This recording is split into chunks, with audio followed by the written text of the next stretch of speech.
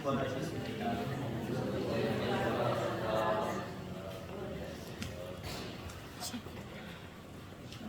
며칠 동안 우리 달걀을 가지고 동네 해관을 들락날락거렸더니 저를 알아보시는 분, 우리 두 사람 알아보는 사람 상당히 많습니다. 반갑게 웃으시면서 맞이하시는데 간혹가다 몇 분들이 저희가 누군지 문을 두들기고 들어가면 웬 놈인가 하고 쳐다봐요. 그러면서 선거 운동하러 옵니다. 저도 선거에 한번 출마를 해야 될 것 같아요. 여러분들에게 오늘 귀한 말씀이 생명과 같은 귀한 말씀이 되기를 주의 이름으로 축원합니다. 오늘 마지막 절 말씀에 보면은 내가 주를 보았다. 막달라 마리아의 고백입니다만은 부활을 맞이하며 하나님 앞에 영광 돌리는 여러분들의 고백이 되기를 주의 이름으로 축원합니다.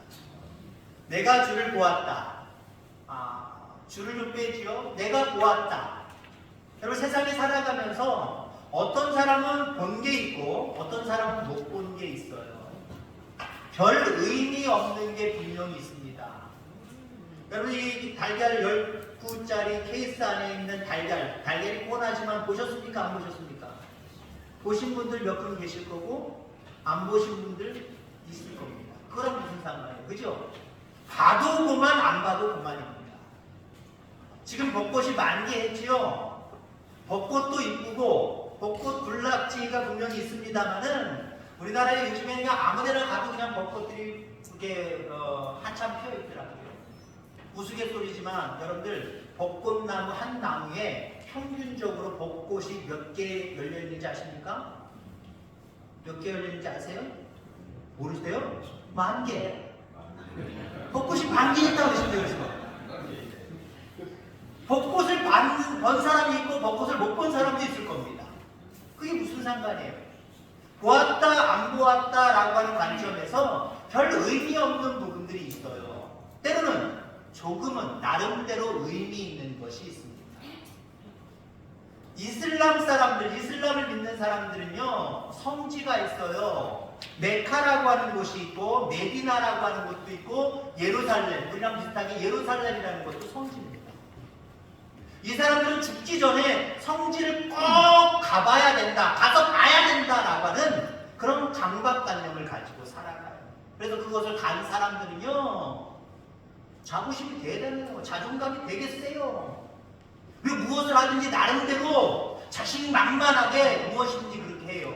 근데 이슬람을 믿으면서도 성지에 가보지 못한 사람들은 늘 죄의식 속에 살아가요.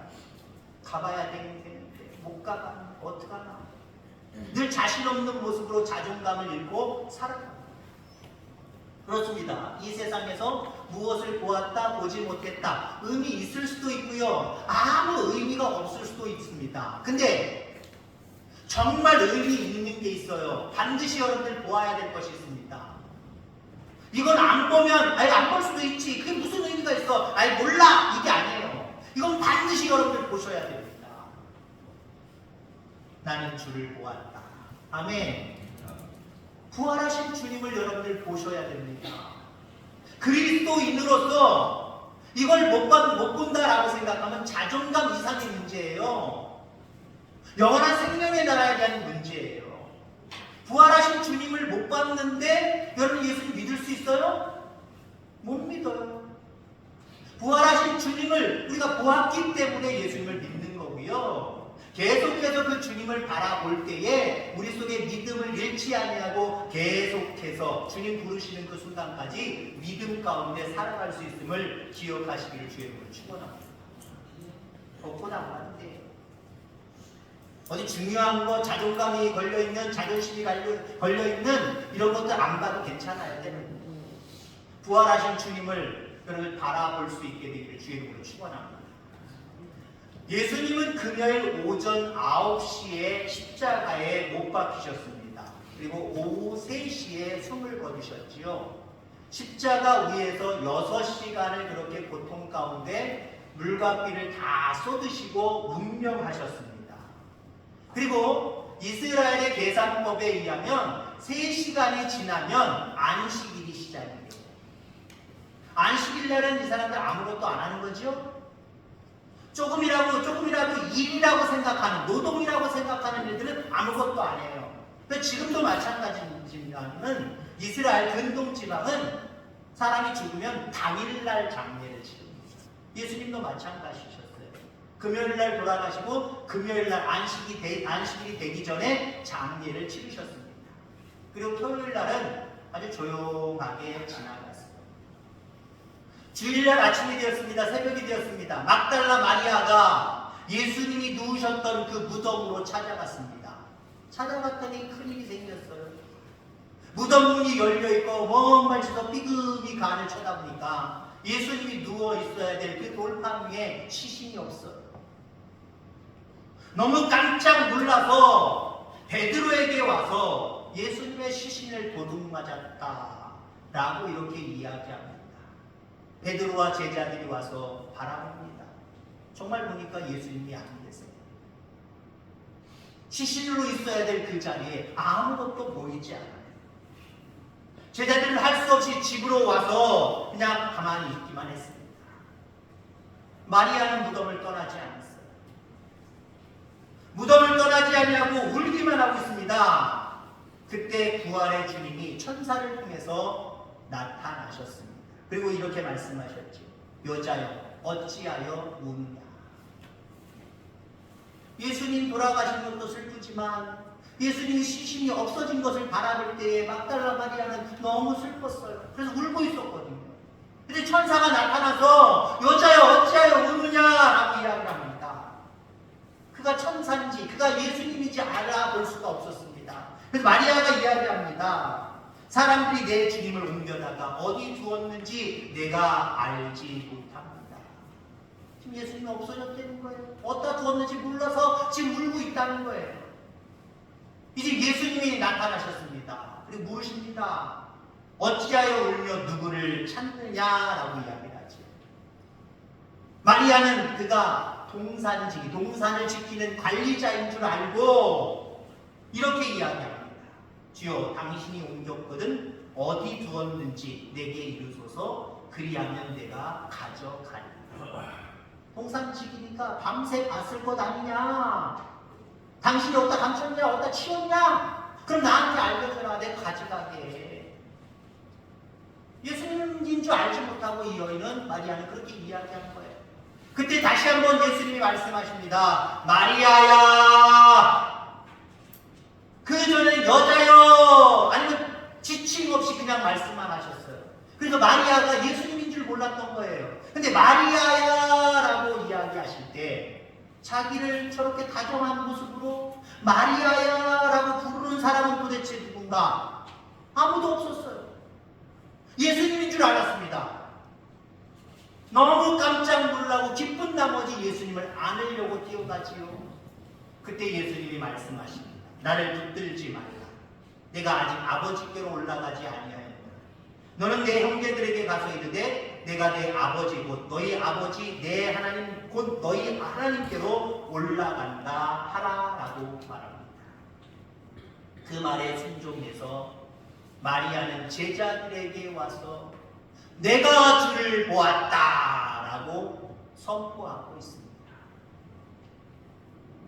여러분들의 선포가 되기를 주의 이름으로 축원합니다. 그럼 어떤 분들은 이야기할 거예요. 저도 그렇게 이야기할 거예요.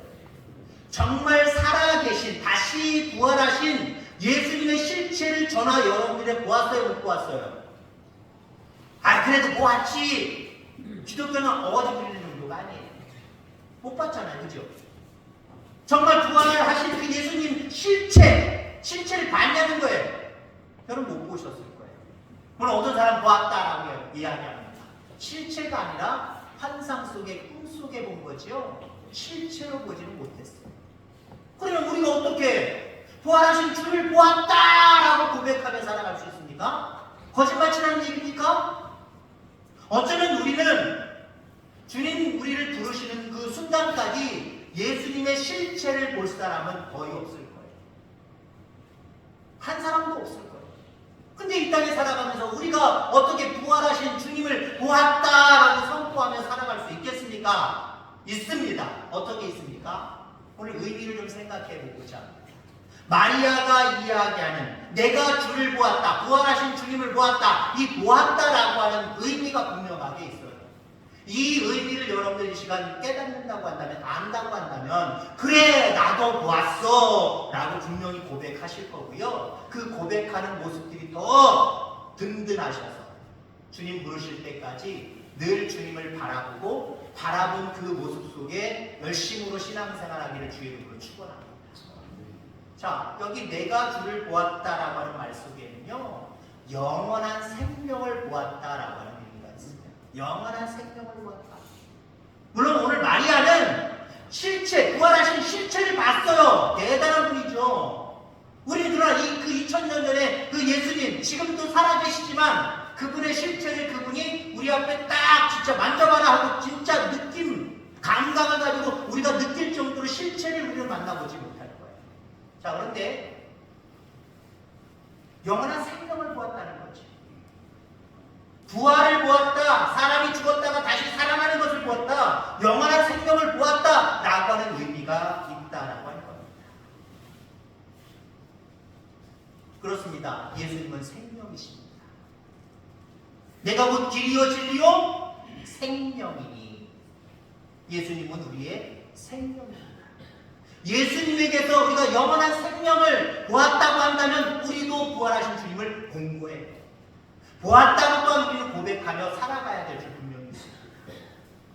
이렇게 생명을 보게 된 마리아나 그 외의 제자들은요, 부활의 복음을 전하는데 그 이후로부터 생명을 바쳤습니다. 그래서 부활은 너무나도 확실한 거예요. 기독교인들이 지어낸 이야기가 아닙니다. 부활은 역사적인 사실이고 확실한, 분명한 것임을 여러분들이 기억하기를 바랍니다. 그리고 죽어도 다시 산다라고 하는 것도 역시 진실이에요. 진리예요. 우리는 육신이 죽지만 우리는 예수님이 그랬던 것처럼 우리도 예수님을 믿는 우리들도 영원히 살 수 있는 거예요. 이 생명을 볼 수 있는 저와 여러분들 다 되기를 주의 이름으로 축원합니다. 자, 내가 주를 보았다라고 하는 말에는요, 또 이런 의미가 있어요. 희망을 보았다. 우리 예수님을 믿는 사람들은요, 예수님을 본 사람들은요, 절대 낙심하고 실망하며 살아가지 않아요. 왜요? 우리 가운데 부활하신 주님이 우리와 함께 하시기 때문에 할 수 있다, 하면 된다, 해보자, 이런 어떤 적극적인 모습이 우리 속에 분명히 있습니다. 이건 세상적인 어떤 교육을 통해서 얻어지는 게 아니라 생명이신 주님으로 인하여서 얻어지는 거예요. 생명이신 주님으로 인해서 얻어지는 거예요. 온전한 생명을 본 사람들은요, 희망을 가지게 되어 있어요. 예수님이 십자가에 못 박힌 다음에 예수님을 따르던 많은 사람, 그 중에 제자들은요, 너무 깊은 실망과 절망 속에 빠졌습니다. 왜요? 그동안 3년 동안 쫓아다녔던 그 선생님이 없어졌어요. 그 선생님이 죽었단 말이에요. 기적과 표적도 일으키시고 정말 그 누구도 흉내낼 수 없는 하늘의 말씀을 증거하셨던 그 선생님 예수님이 자기들 곁을 떠나고 영영 볼 수가 없습니다. 그리 실망할 수밖에 없고 절망할 수밖에 없었다라고 하는 거죠. 그렇게 있는 중에 마리아가 와서 내가 주를 보았다라고 이렇게 외치고 있습니다. 이 외침은 바로 지금 우리를 죽이려는 무리들이 있지만 죽어도 다시 살아날 수 있다는 희망을 보았다라고 하는 거예요. 우리가 숨어있을 것이 아니라 예수님을 죽였던 무리들을 두려워하고 걱정하고 염려하며 피해 다닐 것이 아니다. 예수님은 죽었지만 그들이 십자가의 형태를 통해서 죽였지만 다시 살아나신 것처럼 우리 또한 두려워하지 아니하고 걱정하고 염려하고 실망 가운데 빠지지 아니하고 예수님처럼 예수 그리스도의 복음을 증거하고 살아가면 우리는 죽어도 산다. 이런 희망을 가지게 되는 거예요. 그 다음부터 제자들은 숨어있던 자리에서 뛰쳐나왔습니다. 죽이면 죽여라. 돌을 던지려면 던져라. 나도 예수님처럼 십자가에 못 박으려면 못 박아라. 관계없었어요. 왜요? 희망을 받았기 때문에 희망을 받았어요. 예수님의 이름으로 예수님을 위해서 하나님의 나라와 의를 위해서 살아가면 어떤 결과물들이 나에게 주어지는지 그걸 보았기 때문에 그들은 담대할 수 있었습니다. 여러분들도 예수님에게서 희망을 보고 어떠한 일을 하든지 절망과 낙심이 아니라 긍정적인 생각 속에 늘 열심으로 살아갈 수 있는 저와 여러분들 다 되기를 주의 이름으로 축원합니다. 내가 주를 보았다라고 하는 말씀에는요, 또 이런 의미가 있어요. 사명을 보았다라고 하는 거죠. 제자들은 갈릴리 사람들이 태반입니다. 고향으로 내려가서 한숨만 쉬고 있었습니다. 그때 부활의 예수님께서 갈릴리로 찾아오셔서 만나 주셨지요. 그들 이름을 각각 부르시면서 다시금 사명을 주셨습니다. 실망하고 낙심하여 이제 사명을 잃어버리고 자기의 집으로 자기 고향으로 돌아갔던 제자들, 그들에게 직접 찾아가셔서 그들에게 사명을 다시 주셨다라고 하는 거예요. 다시 부름받고 사명을 받은 제자들은 그 이후로부터 예수님을 떠나지도 않았고 배반하지도 않았습니다. 오히려 예수 그리스도의 복음을 증거하다가, 부활을 증거하다가 순교당하기까지 했다라고 합니다. 여러분, 우리가 한 번 실패해도 괜찮습니다. 우리 하나님이 다시 찾아오셔서 여러분들의 이름을 부르시고 여러분들에게 다시금 사명을 주십니다. 여러분에게 달란트를 주십니다. 여러분에게 또 직분을 주십니다. 그게 진짜예요. 한 번 실패하고 실수했다고 해서 우리는 절대로 지난주의 말씀처럼, 수요일날 말씀처럼 죄인을 죄인으로 여러분들 여기지 마시길 바랍니다. 예수님이 죄인인 우리들을 죄인으로 그냥 방치하셨다고 한다면 내가 왜 저들을 위해서 십자가 지어야 돼? 내가 왜 이 땅에 와야 돼? 난 몰라. 저들의 죄야. 이 죄인들아, 너희들이 마땅히 받아야 될 징계를 받아라 라고 방치하셨다면 우리 하나라도 누구라도 구원받을 수가 없었어요. 죄인이었던 우리들을 죄인으로 남겨두시지 아니하고 예수 그리스도의 복음을 통하여 의인 만드셔서 영원한 생명의 나라의 자녀 삼아주시려고 그분이 이 땅에 오신 거고요. 이 땅에 오셔서 십자가 대속의 피를 흘리신 거고요. 다시 부활하신 줄 분명히 믿습니다. 마찬가지예요. 나 스스로든지 내 주변의 많은 사람들 중에 실수하고 실패한 사람들이 있을 겁니다. 어찌할까 모르면서 갈피를 잡지 못하는 그런 사람들도 있을 겁니다. 그들에게 손가락질하지 마시기 바랍니다. 그들에게 다시 한번 기회를 줄 수 있는 여건이라면 여러분이 기회를 주셔야 해요. 예수님은 야, 3년 동안 나를 쫓아다니다가 결국 내가 십자가 지고 죽으니까 나를 배반해? 가짜 갈 길로 돌아가? 이것들 못 믿겠네. 다시는 너희들 쓰지 않는다. 여러분들, 예수님의 능력이라면요, 12제자 다시 집합시키는 거, 다른 제자들 다시 만드는 거, 이거 쉬운 일이에요. 그런데 예수님은요, 그렇게 하지 않으셨어요.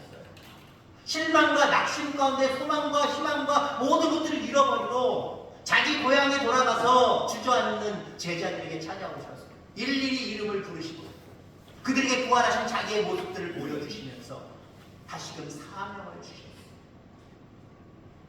부활절을 맞이하면서 1년에 한 번 있는 절기, 앞에 달걀을 보니까 그래 맞아, 달걀도 먹을 수 있는 그런 절기, 그저 그런 모습으로 생각하지 마시기 바랍니다.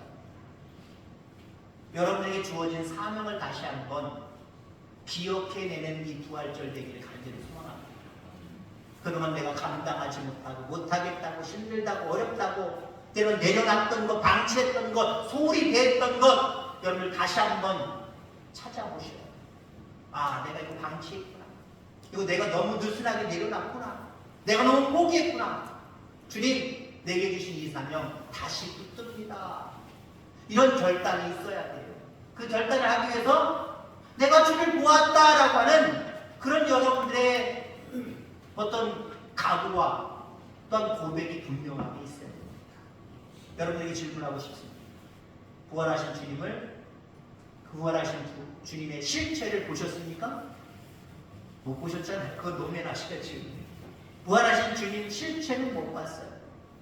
근데 오늘 본문에 마리아처럼 여러분에게 그의 고백이지만 질문을 하겠습니다. 부활하신 주님을 보셨습니까? 다른 사람에게 나는 주를 보았다, 부활하신 주를 보았다 라고 고백할 수 있겠습니까? 그렇게 할 수 있기를 주의 이름으로 축원합니다. 우리도 부활하신 예수님에게서 생명을 보고 희망을 보고 부활의 복음을 증거하는 사명을 잘 감당하는 부활의 산 증인들이 다 되어지기를 주의 이름으로 축원합니다. 하나님 아버지 감사합니다.